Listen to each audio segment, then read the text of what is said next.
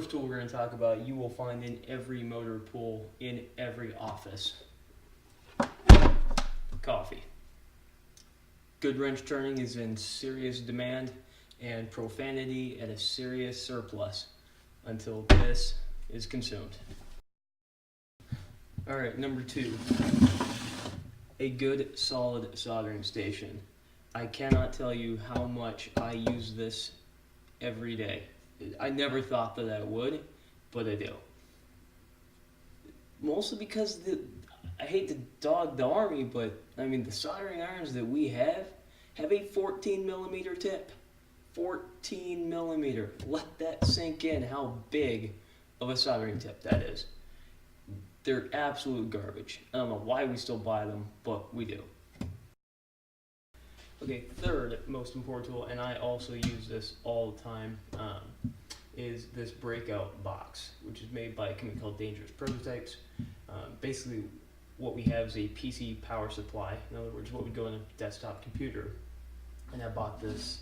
I actually have 2 complete kits of these. I bought the power supply. I think was $20 here in Korea.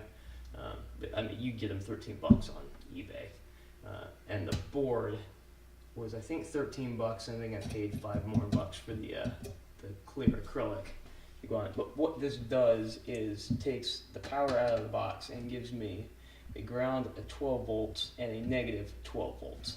There's other ones in here, but I don't care about them because we never use them. So take a couple of cheapo alligator leads that I made together, and what this does is, if you don't know, the Army uses primarily 24 volts in all of our DC components, but there are certain times where we've got 12 volt components mixed in there. It's obnoxious, but that's the way it is. So I can tap 12 volts in ground and test any 12 volt component as long as the amp draw isn't more than like 1.5 amps. I could actually bridge the protection in here and get I think 6 amps out of it, but I don't ever need to. But it also means that if I take the ground and run to the negative 12 volts and run the positive 12 volts, then that'll give me a combined 24 volts, which means I can also test any 24 volt component. This is particularly useful in that if we want to see if a component's bad, or we want to test a component, or we just want to make sure something works before we install it, or we want to isolate a component from the truck we're using and see is that component good, or is we got an issue further down the line with the truck, then this is isolated from any vehicle. So we can test any 12 or 24 volt relay, which is what I've got there.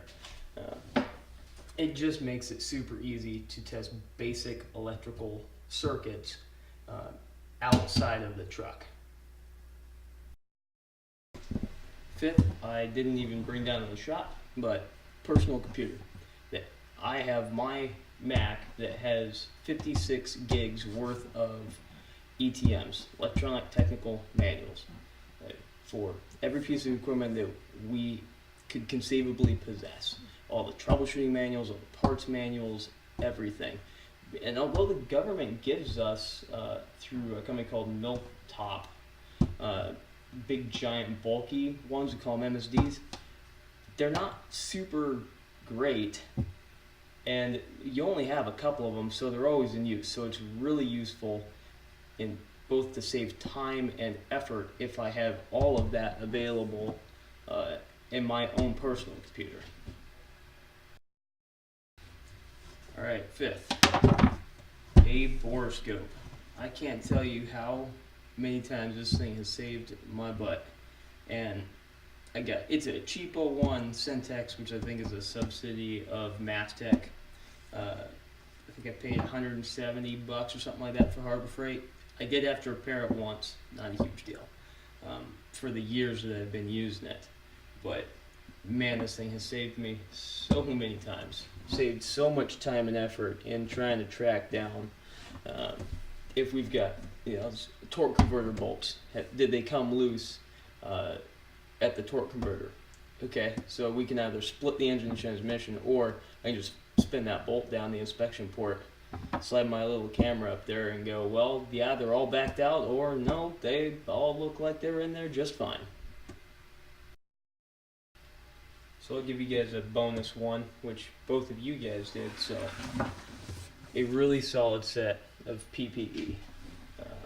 Gloves, eye pro, ear pro, in these case my shooting earmuffs. And these are not Army issued coveralls. They do got an NS in them, which makes them fine to wear. But these are I only wear these when it's super, super cold or wet or miserable out, or I need really good visibility,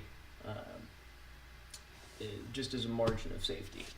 But yeah, I'm gonna count that as the top 5 and now 6 most critical Army tools.